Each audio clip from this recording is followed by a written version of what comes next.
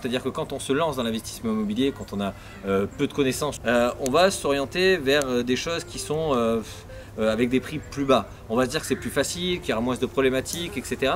Mais en fait, moins de prix ne veut pas dire moins d'emmerde. Alors effectivement, une place de parking, il n'y a pas d'entretien, il n'y a rien à faire, donc pas de problème. Sauf que cette place de parking sera un revenu foncier dans lequel il n'y aura pas de charge déductible. Donc vous allez aller tout de suite en fait dans le micro-foncier, donc vous aurez un abattement de 30% sur les revenus que vous allez déclarer et les 70% restants seront donc soumis à la tranche marginale d'imposition plus 17,2% de CSG-CRDS. Donc vous allez être très fortement taxé pour un bien sur lequel vous n'allez pas gagner grand chose, d'accord? Donc pour moi c'est pas une bonne stratégie. La bonne stratégie pour moi, en tout cas sur les places de parking, serait plutôt d'acheter un lot et un lot de l'acheter plutôt en SCI pour ne pas subir en fait cette imposition et avoir en fait l'imposition qui est enclavée dans la SCI, remonter les bénéfices après dans une holding et s'en servir pour faire des nouveaux investissements. Allez, je te dis à très vite, ciao bye.